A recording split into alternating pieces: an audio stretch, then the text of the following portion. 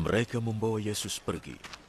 Yesus keluar, memanggul salibnya, menuju tempat yang disebut sebagai tempat tengkorak.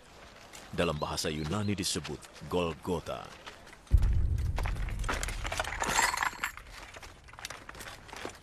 Di sana mereka menyalibkannya. Mereka juga menyalibkan dua orang lainnya, masing-masing di kiri kanan. Yesus berada di tengah.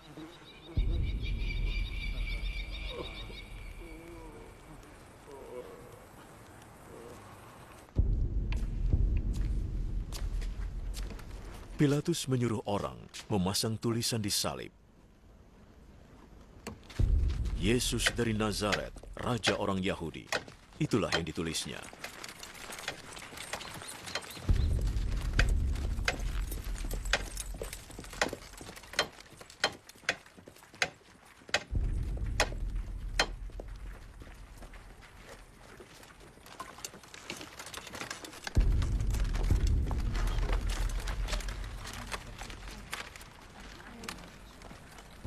Banyak orang membacanya, sebab tempat di mana Yesus disalibkan tidak jauh dari kota. Tulisan itu dalam bahasa Ibrani, Latin, dan Yunani. Imam-imam kepala berkata kepada Pilatus, "Jangan tulis Raja orang Yahudi, tapi tulislah." Orang ini berkata, "Aku Raja orang Yahudi." Yang sudah aku tulis tetap tertulis.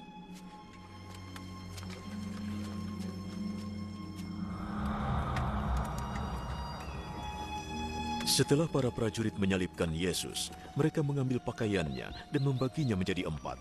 Masing-masing mendapat 1 bagian. Mereka juga mengambil jubah Yesus yang terbuat dari sehelai bahan tenunan tanpa sambungan jahitan. Para prajurit berkata satu sama lain, "Jangan kita potong, mari kita undi siapa yang boleh mendapatkannya." Ini terjadi supaya terlaksana yang tertulis di dalam Alkitab. Mereka membagi pakaianku di antara mereka dan mengundi jubahku. Dan itulah yang dilakukan para prajurit. Di dekat salib Yesus berdiri ibunya, saudari ibunya Maria, istri Kleopas, dan Maria Magdalena. Yesus melihat ibunya dan murid yang sangat dikasihinya berdiri di situ.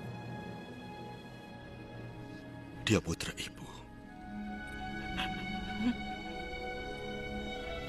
Lalu dia berkata pada muridnya, Dia ibumu. Sejak itu, murid Yesus itu menerima ibu Yesus tinggal di rumahnya. Yesus tahu bahwa sekarang semuanya sudah selesai. Dan untuk menggenapi yang tertulis dalam Alkitab, ia berkata,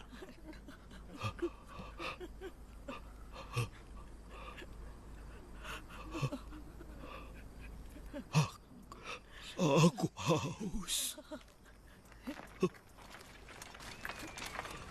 Di situ ada mangkuk berisi anggur yang asam. Sebuah bunga karang dicelupkan ke dalamnya dan ditancapkan pada sebatang bambu, lalu diulurkan ke bibir Yesus.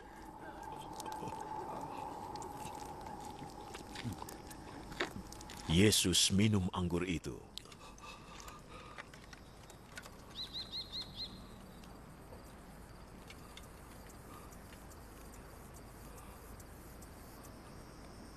Sudah selesai. Ia menundukkan kepalanya dan menyerahkan jiwanya.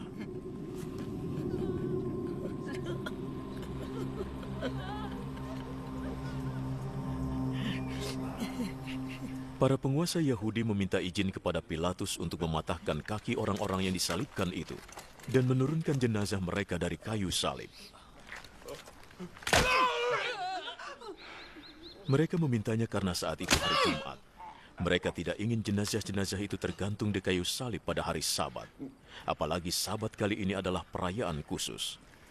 Maka para prajurit mematahkan lebih dulu kaki orang pertama, kemudian orang kedua yang disalibkan bersama Yesus. Ketika mereka sampai kepada Yesus, mereka melihat ia sudah meninggal. Jadi mereka tidak mematahkan kakinya. Tapi salah satu prajurit menusuk lambung Yesus dengan tombak.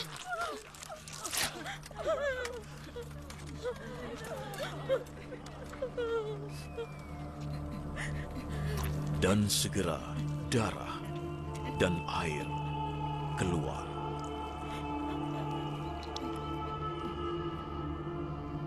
Orang yang melihat kejadian tersebut memberitakannya supaya kalian juga percaya. Kesaksiannya itu benar dan ia tahu bahwa yang dikatakannya benar. Ini terjadi supaya Alkitab digenapi. Tidak satu pun tulangnya akan dipatahkan. Di dalam Alkitab juga tertulis, orang akan memandang dia yang sudah mereka tikam.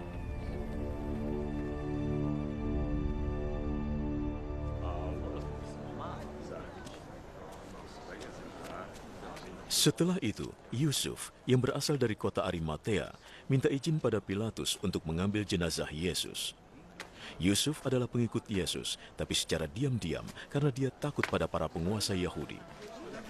Pilatus memberi izin kepadanya, maka Yusuf pun pergi mengambilnya.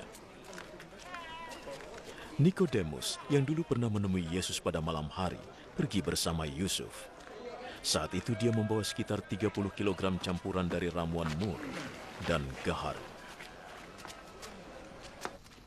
Kedua orang itu mengambil jenazah Yesus dan membungkusnya dengan kain kafan dan ramuan wangi, menurut adat orang Yahudi saat menyiapkan jenazah untuk dikubur.